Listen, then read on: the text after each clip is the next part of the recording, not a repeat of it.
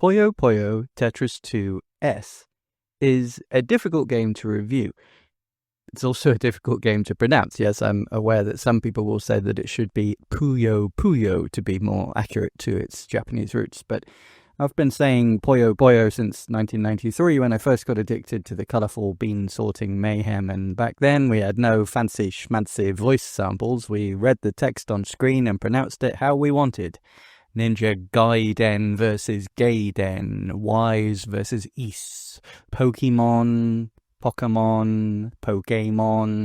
Even Nintendo themselves fumble that one. Not to mention Ryu versus Ryu, Chun-Li versus Chun-Li. I could fill a whole video with these. But Puyo Puyo then. Why is this a difficult game to review? Well, on the one hand, it's the best version of an excellent sequel to an already excellent game. Puyo Puyo Tetris 2 is arguably the best traditional puzzle game on the Switch one, and certainly the most expansive one with the most content and replay value. And this is a new, upgraded version with slightly better graphics and some more play modes and neat use of some of the unique hardware features for the Switch too. Sure, it's a little more pricey than the original, and yes, the physical version does come on a game keycard, boo, but those are both par for the course and not unique to Sega, and it's actually still one of the cheaper games on the system. And as I said, it's an excellent game with tons of replayability and variety. So I feel like I should be able to recommend this wholeheartedly, and I can to certain people in certain circumstances. But there are some bafflingly weird choices that, to many people, myself included, actually make this version slightly inferior to the Switch 1 version, which is already cheaper, often goes on sale, and has the whole game on the cartridge. By the way, it seems to run perfectly well on Switch too, and if you're just a fan of vanilla Tetris or Puyo Puyo and don't care about the crossover stuff, let's face it, there are a million ways to play them both on your Switch, and many of them are free or pennies on the dollar. Many of you will stop listening here, you know all you need to know. If so, I don't blame you, as long as you remember to like and subscribe, leave a comment to help the algorithm, and maybe come join our free members area where you can talk to me, request future reviews, and take part in free giveaways of official Nintendo stuff. Linktree/DailySwitch2, that's linktr.ee/DailySwitch2. But you all know me by now. I like to do a real deep dive exploration with my reviews. I'm naturally going to get into the full weeds of the history of Tetris, Puyo Puyo, why their original crossover was a key player in the launch of the Switch 1, how things have changed since then, breaking down everything you can expect in this game, including all the modes, especially the new Switch 2 one and the bits that use the Switch 2's unique hardware features. We'll talk about who absolutely should buy this game, and who probably should consider the other options and what those options are.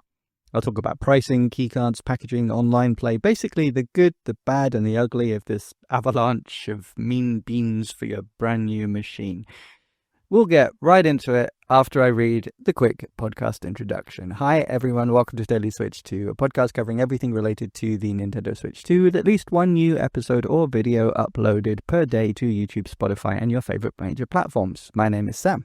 I've been a gamer since the 1980s. I've worked in the entertainment industry since I was a teenager, including as a games journalist, producer of gaming documentaries and shows, and I'm even programming multiple indie video games, including 4, which will be released on the Switch and hopefully Switch 2, so be sure to subscribe and follow the show for the world exclusive news on those as they drop.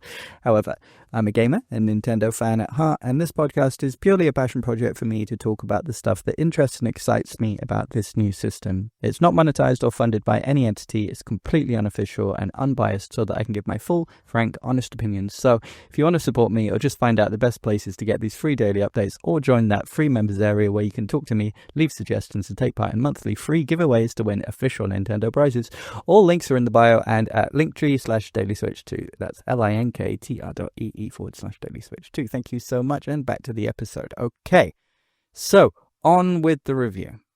By the way, quick one, I'm not sure when this will go live because of rendering and upload times, mixing up my planned schedules. It could be this one or the Donkey Kong one that goes out first. But at the time of recording, yesterday, I posted my full review of Tamagotchi Plaza.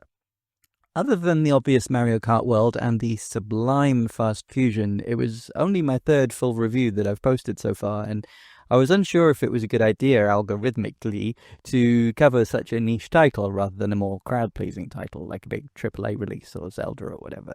But I wanted to cover interesting games where I feel that I have something unique to say, maybe from a retro games collector's or industry perspective, and I wanted to cover the game on its actual release date to signal boost it as much as possible. It exceeded my expectations as far as views and listens, and it's still gaining traction right now. So for those of you that stuck with me, even if it's not your type of game, thank you, and I really appreciate it, and I hope you find these detailed but conversational reviews entertaining. For those that skipped it, maybe check it out. It's actually an interesting game from a business perspective, with the physical cart release, interesting price model, and use of the Switch 2's mouse and IR stuff. Not to mention we covered the history of Tamagotchi and the links to Digimon, Pokemon, and confusion with Tomodachi. I think it's a solid listen, and I'm glad people are enjoying it so far. Thank you, if you're one of them. So, Puyo Puyo Tetris 2S then. It's quite a mouthful of a title already. Perhaps it's Puyo Puyo Tetris 2S, the ultimate puzzle battle, which is even chewier, but then what would you expect from a game about jelly beans with strawberry shortcake-looking characters? Everything in these games always looks like it would taste good, or maybe that's just me, and no, I'm not trying to be inappropriate about the anime girls, and they lean more towards cute than awkwardly sexy, and frankly, I vastly prefer that. It's just everything is so bright and colourful and round and shiny, it feels like an explosion in a Skittles factory. Or maybe that should be M&M's, because this game can get pretty nuts. The premise of Puyo Puyo Tetris is simple. Combine two of the most important, influential, and long-running falling block puzzle games in interesting and unique ways. For those living under a rock, Tetris was the first major success in the genre, spawning a million copycats and clones. First invented in Russia by Alexei Pajitnov, the complicated rules around ownership of copyright in communist Russia at the time have caused many twists and turns in the rights to make a video game, from the original idea of arranging tetrominos, or shapes made out of 4 blocks, into lines in satisfying ways. Many people in the 80s and early 90s, including myself as a kid, assumed the game to be a Nintendo property, being a key NES title and a major part of the famed Nintendo World Championships, no less, and even more famously being the pack-in game with the original DMG Game Boy in 1989, and a major reason why the portable system took off so enormously so quickly, bringing many adult gamers to buy the system and play it on their commute to work. Tetris kind of became the puzzle that replaced the New York Times crossword. It was the original Wordle, so to speak, and Nintendo packaging it in with the Game Boy instead of the more obvious choice of Super Mario Land was a masterstroke. People who weren't typically gamers but wanting to get in on the craze would buy the system, and existing gamers would obviously be willing to spend the extra for the latest Mario and Zelda titles. It's genius. But even on Nintendo systems at the time, there was licensing controversy. Atari was pretty sure that they owned the rights to make a console version of Tetris because they had negotiated computer rights. And so they produced their own Tetris for the NES through their Tengen imprint, which Nintendo promptly banned from sale only after copies had already been manufactured and hit the shelves. To this day, it remains one of the most valuable NES games if you can find a copy, especially in a nice condition box, or let alone sealed. And imagine my confusion when, as a young lad in 1992 visiting Spain for the Olympics, I saw a Tetris arcade cabinet in an isolated wooden tavern deep in the snowy Sierra Nevada mountains, and it had a bloomin' great big Sega logo, not only on the cabinet, but throughout the game itself. What on earth was going on? Puyo Puyo, on the other hand, is something that I always associated with Sega. Though back in the day we called it Dr. Robotnik's Mean Bean Machine, as was the style at the time. It wasn't actually a Sega creation. Compile made the original Puyo Puyo game in the arcades, and it was a huge hit in Japan, but when bringing it to the West, Sega thought they needed a hook to make people more interested. On first glance, it might appear similar to their own Tetris-inspired puzzle game Columns, because they both keep the same basic falling blocks, but replace the lining up of different shapes with lining up of uniform shapes, but instead matching colours. something that might sound simple at first, but allows for skilled players with good foresight and some luck from the random block choice gods to set up enormous and satisfying chain reactions, gaining skill multiplier points. Columns had been a success, but nowhere near the level of Tetris, but on the Sega Game Gear at least, it did a really good job of showing that Sega could at least sometimes do what Nintendo don't, because of the monochrome pea-soup screen of the DMG never being able to play columns. You needed color for that. But I think most people would agree that Puyo Puyo did the color matching take on a Tetris-style game far more effectively than Sega's first attempt. Intuitively, addictively, Sega knew this and saw dollar signs. But in the West at least, Sega of America wanted to maximize sales and decided to enlist the help of their mascot, and the only true industry-wide competition to Mario, Sonic the Hedgehog. At the time, Sega were having a little trouble with making the latest Sonic game. The Sonic team had been split into two after one half went to work on Sonic CD and the other to Sonic 2, and the enormously ambitious Sonic 3 was taking longer than planned to develop, eventually even needing to be split into two separate cartridge releases, as I'm sure most of you know. And there was the unthinkable prospect of a holiday season for Sega with no new Sonic game on the shelves. So instead, Sega went all out, quickly pulling in second-party and third-party developers and putting out spin-offs left, right, and center. The excellent Sonic Chaos for Game Gear and the superior version for the Master System, which, despite floundering in America and Japan, was doing huge numbers in Europe, Australia, and South America, comfortably outselling the NES. The Master System version of Sonic Chaos is actually the first console game that I saved up and bought with my own money rather than having it as a present. Fun fact.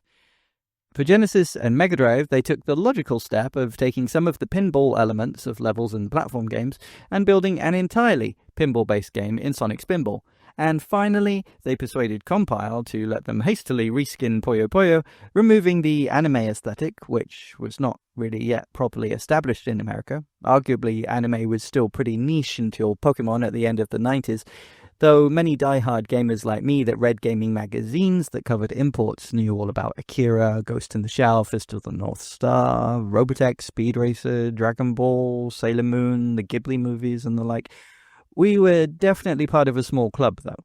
It wasn't as popular an art form as it is now, nowhere near, and save for European Japanese co-productions like Dogtanyan, One for Roll, for One, Willy Fogg with Any Days Around the World, Ulysses 31, and The Mysterious Cities of Gold. And on the subject of popular early 90s cartoons, it was actually the Dick, or Deke, D-I-C, Dick, animated series. I'm doing the voice of the little kid at the end with the logo.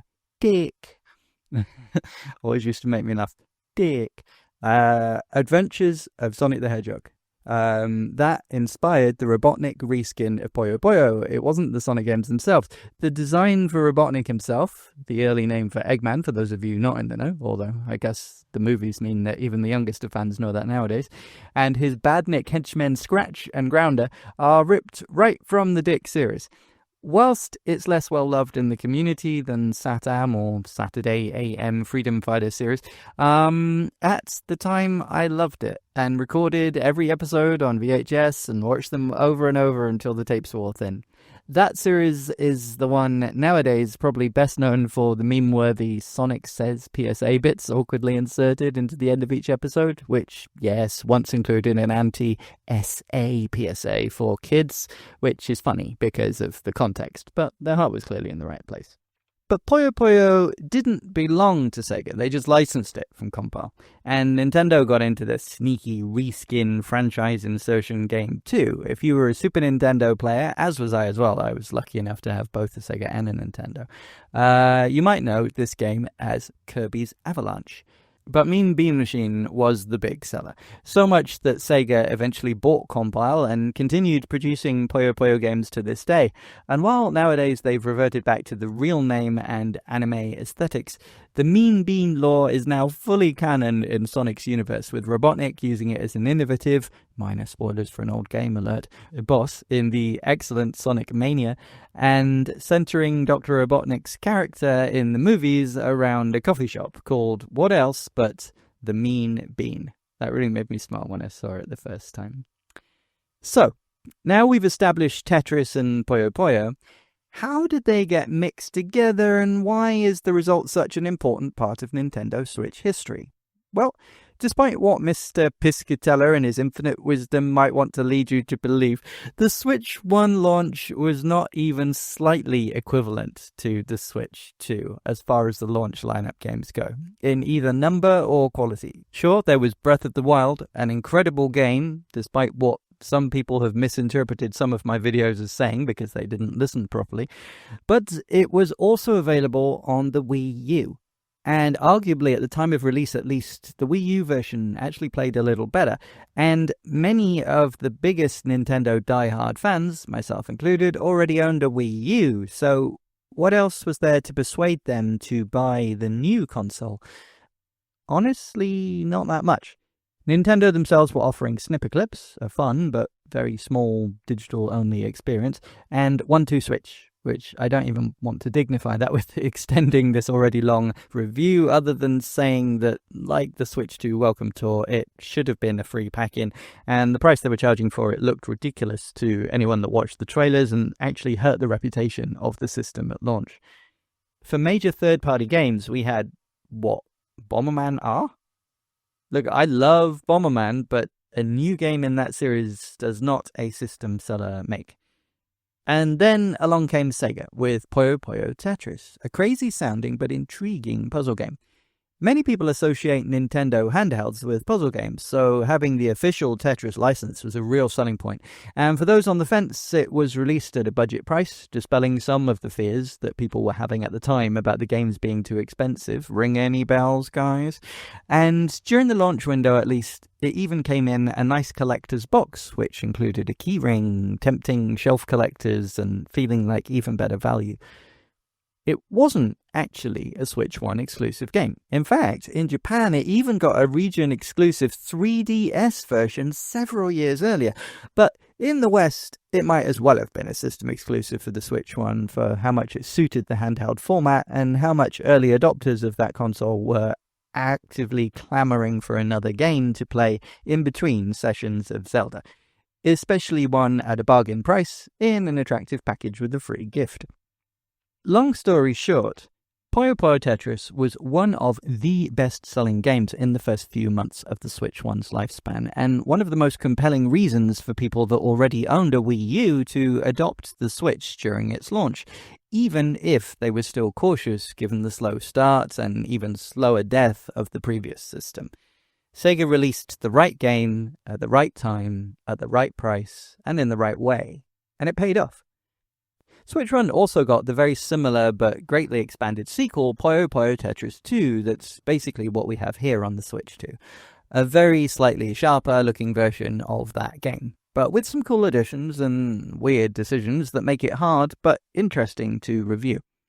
But let's get into the basic gameplay loop first. Many people, myself included, can't quite get their head around the concept at first. Mixing the gameplay styles of Tetris and Puyo Puyo sounds like it would be confusing, counterintuitive, and chaotic, and yes, it is all of those things, but it's also fun. If you want to just sit back and play a plain version of Tetris or Puyo Puyo and ne'er the twain shall meet, thankfully you absolutely can do so. If you only want to play one and not the other, I can still actually recommend this game, but you will be missing out. Much like the best mashups that take two existing unrelated chart-bothering earworms and mix them together in a confusing but somehow satisfying way, it's something that your brain won't quite understand why it enjoys it, but it definitely will. It's a compelling, chaotic cacophony of cacao beans and construction? There we go. That worked better than I thought it was going to at the start of the sentence. Nice. Unless you have only played the single-screen original versions of Tetris in single-player, you'll likely be familiar with how these types of games play in multiplayer, or single-player but in a story campaign where you play against a computer-controlled character. You basically have two versions of the game running simultaneously, one of which you control and one of which your opponent is playing. But when you do something good, extra objects fall onto your opponent's playfield to get in the way, and vice versa. In Puyo Puyo Tetris, often one of you is playing Tetris and the other is playing Puyo Puyo. Different games that work in different ways, but you still send more junk to the other when you play well. During campaign modes and the like, you will regularly switch whether you're playing Tetris or Puyo Puyo for that stage, and you'll compete against another player or NPC who may well be playing a different game. It's challenging at first to keep switching your brain between remembering if you're trying to match colours or make lines out of shapes, but the visuals of either falling blocks or beans make it pretty obvious, and learning the best techniques for each playstyle and constantly switching it up is fun and actually makes the game less monotonous for long play sessions. But the real chaotic fun is fusion mode, where you are playing one game but it keeps switching between whether beans or tetrominos fall, and therefore whether you are trying to make lines or match colours. This is as chaotic as it sounds because it can really mess with that combo that you were carefully trying to plan and line up with your item placement. Can you keep things going in a way that will let you still set it all off once the playstyle switches back? Or should you fill in all the space and try to concentrate on a Tetris, waiting for that elusive I block line of 4? You can have up to 4 players at once, both local and online multiplayer. And the first game in the series included many varied play modes, which all transfer over to the later editions. On the compile side, there's Endless Puyo, Tiny Puyo, and Endless Fever, based on the bonus mode from the phenomenally popular Puyo Pop Fever series. The first game released on GameCube, Xbox, PS2, and more contemporary systems. Even the Dreamcast in Japan. It's a real shame that that version never came to the West for that system, as I was a huge Dreamcast guy and I would have played the heck out of it. I eventually picked it up for PS2 about 18 months or so later, and my whole family just absolutely fell in love with it. In Fever modes, you basically build up a Fever gauge by playing well. It's like a super gauge in Street Fighter 2, I suppose. And when it maximizes, you get special bonus sections appear with pre-built combos set up ready for you to take advantage of before returning to your playfield. They're like little puzzles in itself of you see how the beans have been set up, you see what beans you've been given, and you have to work out very quickly where to place the color in order to set off the chain reaction. It's really cool when it all goes off. The Endless Fever mode here is a constant stream of these preset chain opportunities where you have to basically quickly work out where to place the colors that you're given to set off the chain reaction. It's really fun and satisfying. For Tetris, there's Sprint, where you try and clear 40 lines as quickly as possible. Marathon, where you try and clear 150 lines with the best score possible for combinations. And Ultra modes, where you try and get the highest score in 3 minutes. And as for modes containing the 2 gameplay styles, there's a normal versus, where each side plays a different game. Swap mode, where you have 2 boards and you keep alternating between the 2. The Fusion mode, which I already mentioned. Party and Big Bang multiplayer chaos. And 100-stage single-player adventure campaign mode, where there is a light but amusing story about your anime girl character meeting different characters along the way who challenge her to battle in one of the many mode variations before she can progress in the story. The story is mostly silly and inconsequential, and I imagine that some may find the over-the-top anime magical girl stylings and squeaky voices a bit off-putting, but personally I found them cute and endearing. Even if I couldn't for the life of me tell you what the actual story is about nowadays, it's forgettable but fun, and it gives a reason to keep coming back, even in single-player mode, to try and reach the end. The adventure campaign scales the difficulty really nicely as well, starting off very easy and slowly adding more and more modes and increasing the skill of the computer-controlled opponents. I remember it was quite challenging towards the end, even as a seasoned player. If there is one particular challenge that you are finding too hard or a playstyle that you really don't like, it does let you skip that level. But as a completionist gamer, without the charity scandals and propensity for unfounded lawsuits, I obviously couldn't even consider that. But I had fun grinding all the way to the end. Misses. And speaking of double entendres, there is some mild suggestive humour in the dialogue, which adults will find funny, but in my opinion it's not overt enough to corrupt any young children who won't even notice. While the story itself is fluff, the dialogue and interactions between the characters are pretty entertaining. There's also a really in-depth teaching mode with lessons to help you get better at Tetris, Puyo Puyo, and the combined modes. These are really nice and will teach you how to play a better game that will teach you skills to play a better game that can be transferred to other puzzle games, even the classic titles. The presentation is extremely polished. Everything is very well presented. The characters themselves don't fully animate. They mostly just switch between fixed poses or rattle some limbs like a puppet, or bounce and scale slightly like in a lot of visual novels. But they are very well drawn and very visually appealing if you like that cute, colourful anime girl style. It's not all anime girls, by the way, even though Amity and Ringo are probably the most well-known. But there are many varied and amusing characters, aliens, animals, robots, random objects that become sentient. It's all bizarre, but in a deliciously typical Japanese anime video game-ish way. The game graphics themselves are the most important part of the presentation, of course, and the beans and tetrominos are clear, crisp, and easy to distinguish both from themselves and from the background. It's actually amazing how many puzzle games get this element wrong. Even Mean Bean Machine has a little bit of that problem, and it's one reason that I actually always preferred the Master System version to the Mega Drive or Genesis original. And by the way, it also included more play modes, and at the time it was $15 cheaper. It's a shame that it will now set you back at least $300, but that's another story. The music is good, although not especially memorable, and the sound is great as long as you don't mind over-enthusiastic anime-esque voices squeaking with semi-ecstatic outbursts as you play. And of course, many people play these puzzle-type games with the sound off whilst listening to music, a TV show, or even a podcast. Maybe the Daily Switch 2 podcast. I've heard it's pretty good. If you enjoy it, please leave a like, comment, subscribe. Thank you. Am I a real YouTuber yet, Mum? So that's Puyo Puyo Tetris. What about the sequel, Puyo Puyo Tetris 2? Well, it's more of the same, really.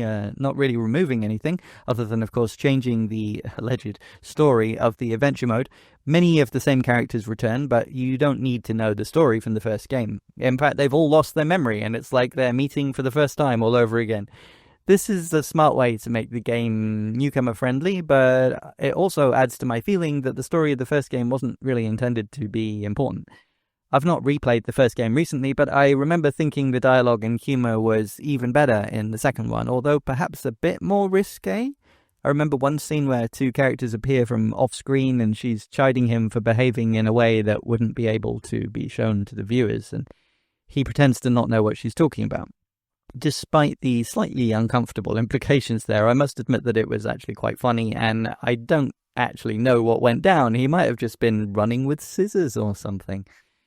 The map for the campaign is bigger now, and it has alternative routes and side quests, making the single-player campaign even bigger and more substantial than in the first game, although it really is just more of the same unless you actually care about the story. And during that story, one of the things of note is that you can now choose to have either the English or Japanese voice acting. So if you're a subs over dubs anime guy and will find the squeaky Japanese voices less annoying than the squeaky English ones, well, now you have that option too.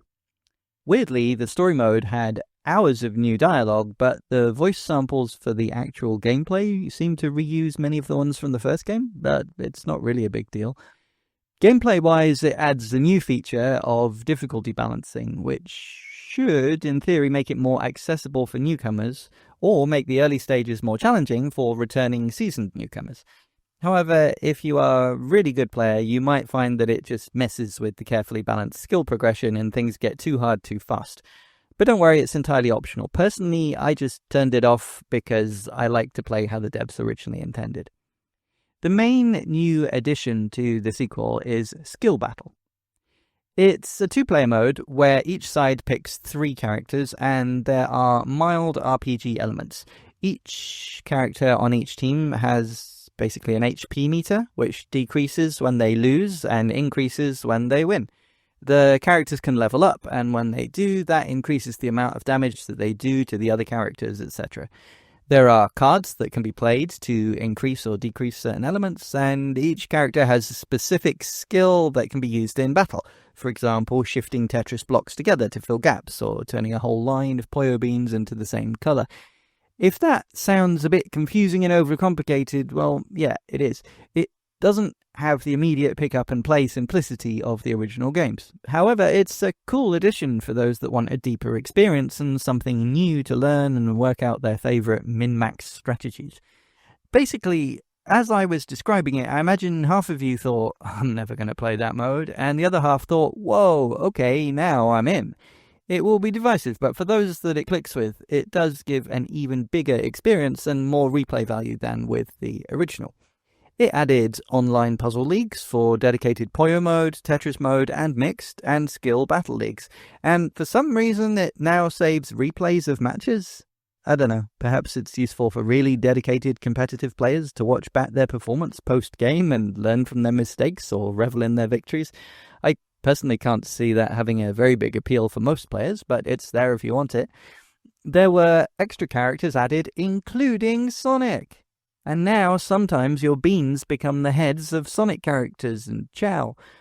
Okay, that's worth the upgrade price alone for me. Not even joking, hopeless fanboy here. Sadly, no full-on Robotnik mean bean overlay, but they have to leave something for Puyo Puyo Tetris 3 now, don't they? So, Puyo Puyo Tetris 2 is a great game, basically rendering the first one completely redundant. It just replaces it. If you didn't already have a Puyo Puyo Tetris game, 2 was the one to get, and a very, very easy recommendation. But it wasn't an essential upgrade for those that already had the first game, and being that it came out 6 years after the first game, it was released at a time when the Switch was swimming in quality titles, so it naturally never really got the sales success or notoriety of the first entry. So that's when we arrive at Puyo Puyo Tetris 2 S for the Switch 2. Sega are obviously hoping to recreate some of that market that they took advantage of with the Switch 1's launch. Many people picking up a new handheld Nintendo console will want a puzzle game, especially a Tetris game. And like with the first one, Sega are pricing it cheaper than the average third-party game to make it all the more tempting. It's not quite the slam dunk that you might think, but we'll get to that in a minute. But first, what makes the 2S different to 2? Frankly, hardly anything, and in some ways it's kind of worse. It's still the same great game, don't get me wrong. Tons of great content, etc. But for the new console, I'd have much, much rather that this was a proper sequel with a new story mode, campaign, and overhaul of the graphics, etc. Frankly, if it was, at this price and with this few brand new games available at launch, I would be able to recommend this game absolutely 100% without hesitation. But sadly, the story mode is exactly the same here. The graphics are identical, but just rendered in 1080p rather than 720, which I'm not sure really matters for this type of smoothly rendered 2D art. Your mileage may vary. But what do we have as an addition? Well, there is a grand total of 1 new game mode. It's interesting, but honestly I don't like it very much. It's called Doubles, and it means that 2 people are playing on the same board. And yes, the beams and blocks you are controlling can collide, and you can stop each other from moving or getting where you're trying to get. You get in each other's way. And it's a cooperative mode, but it only even slightly works if you are sat with the person that you are playing with, have a similar level of skill and understanding, can have a good communication with each other about what you're planning on doing. And as a single player with a CPU partner, it is completely unplayable. Don't even try. It's like banging your head against a brick wall. Maybe for partners playing together, sitting on the couch at the end of a long day, it could work, but I imagine it would actually start more fights than good times. And for parents playing with kids or siblings playing together, I think you can forget it, as there will be tantrums and Joy-Cons thrown at the TV within minutes. It is really frustrating. And that's it. No more new modes, characters, quests, etc. Granted, there were already loads, arguably maybe too much, in the base version of the game, but there is nothing in this S version that makes it feel worthy of having a different name, in my opinion. To be more positive, on the Switch 2 exclusive feature side, it does at least try and take advantage of some of the new hardware in multiple interesting ways. It adds support for mouse mode. Move the mouse left and right to move your blocks, use the shoulders to spin and click to drop. And if you just thought that sounds gimmicky and imprecise, that's exactly how I found it. But if you thought it sounds fun and intuitive, maybe you'll like it. I don't know. I've heard that the PC version doesn't include this mouse support, so that's pretty funny, and it shows how much Sega actually believe it's a good method of control, as opposed to a Switch 2 specific selling point to put on the box and please Nintendo. It also supports the USB camera, so if you want, you can have your face appear as the backdrop of your own game board.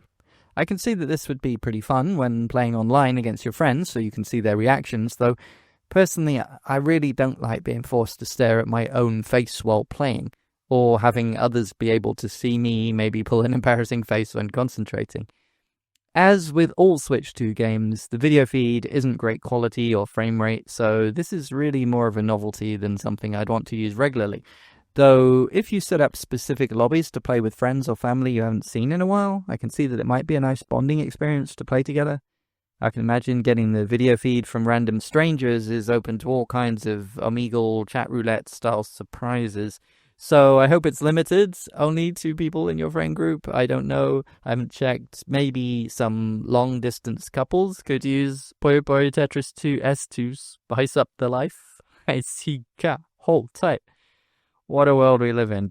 By the way, when are we getting a Switch 2 sequel to Spice World on PS1? I would be totally up to slamming it to the left and shaking it to the right and doing something at the front. I can't remember. It should be said that at launch there were issues with some webcams, but Sega have already released a free update patch that fixes this, so kudos to them. The original version of Puyo Puyo Tetris 2 actually received many content updates over time, so I hope that's the same for 2S.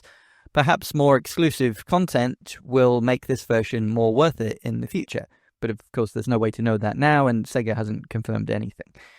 Finally, it supports Gameshare. So with only one copy, you can play against someone else, either locally or via the internet, playing either on a Switch 1 or a Switch 2. That's actually cool. I've not tried it. And always with Gameshare, I do worry about latency, lag, and graphical clarity. I know somebody that did try playing it locally with their kid on their Switch 1, and they said the graphics weren't particularly crisp, but it did work quite well once they were playing. So that's literally all for the new features, and it might well sound like, even though the new features don't actually amount to much, it's additions to an already excellent game. So it should be easy to recommend, right? Well, that depends on a few things. The first thing is how much you value playing online. This is the major problem, frankly. Bafflingly, there is no crossplay between 2 and 2S, meaning that while 2 has a fairly active community and it's quite easy to find a game even to this day, there are far, far less people looking to play the Switch 2 version online. You might find it impossible to get a match, in fact.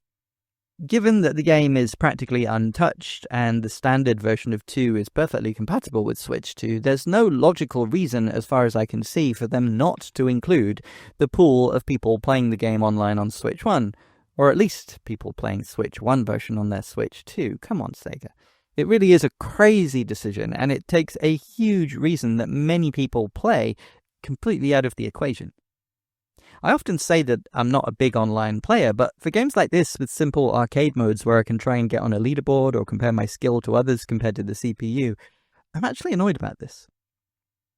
I also want to give credit to Jon Cartwright of GVG, by the way, who noticed that battery life of the Switch 2 runs out significantly quicker when playing 2S versus standard 2. So for a game many will want to play portably while travelling or on a break at work, etc., just like with the original Tetris on Game Boy back in the day, that's actually a pretty major issue. Why does it drain the battery so much faster playing a near identical game? Is it just because 1080 graphics versus 720 are that much more intensive, even when just moving around static PNGs as 2D sprites? Again, it's not just that the Switch 2 has worse battery life than the Switch 1. No, actually playing the Switch 1 version on the Switch 2 gives around 2 hours more battery life in Jon's tests, and that's absolutely nuts.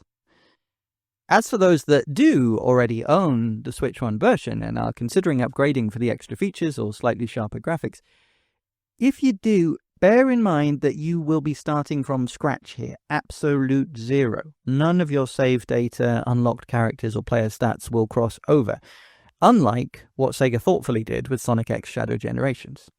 But just like Sonic Generations, once again, Sega offers no upgrade path from Switch 1 to 2. If you want the game, you have to pay full price all over again, and just like with Sonic X Shadow, that is a real shame. And how about that price? What is it? Well, it's the cheapest of Sega's releases so far for the Switch 2, being just $40. I say just, but that's significantly more expensive than the previous games, but it's not as bad as it could have been. And to be fair, there is absolutely $40 worth of value there. It's a great game, huge, with plenty of modes, single-player campaigns, fantastic multiplayer. It's just that the problem is that the Switch 1 version is available much, much cheaper. Not just second-hand, but even brand new. It often gets put in double packs with other Sega games at bargain prices, as does the original game, often for even cheaper. And as I said, the second game is really not really significantly more worth buying than the first one, unless you specifically care about the RPG Lite mode. And let's not forget that there are many other ways of playing both Tetris and Puyo Puyo on the Switch too, for free or for cheap, including Switch Online games if you're subscribed. So if you don't care about the fusion mode and just want a quick blast of puzzling, that $40 might seem even more steep. Lastly, let's talk about the physical release. The Switch 2 version, like the vast majority of third-party releases, is a game key card. Boo. It's a shame, but at least at $40 we can say that Sega isn't price gouging us at the same time. Of course, if you buy the Switch 1 version, it will come on the physical cartridge, and be a better online experience, and drain your battery less quickly. On the plus side, the download from the keycard, just like if you buy it digitally only, will take up only 3.2 GB for the full latest Puyo Puyo Tetris 2S for the Switch 2, so you aren't going to be running out of space too quickly. So to summarize, in my books, Puyo Puyo Tetris 2 is a 9 out of 10, to give a percentage score maybe a 92%.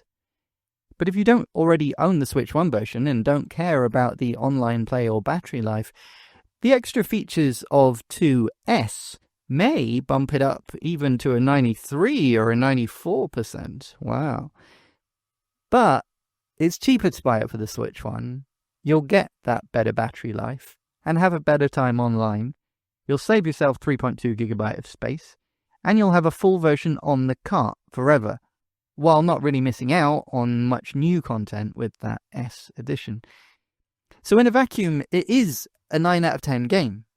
But knowing the Switch 1 version exists make it seem more like a 7 or an 8 to be generous. Let's call it an even 75% and split the difference. What do you think? Is that being too harsh? Or maybe too generous? I mean, it really does seem like Sega fumbled the bag a little bit here. Maybe they'll improve these issues with update patches, I don't know. But for now, let me know in the comments what you feel about Puyo Puyo Tetris 2. Did you pick it up at launch? Are you waiting for a sale? Are you going to try and pick up the Switch version instead? I'd be really interested to know.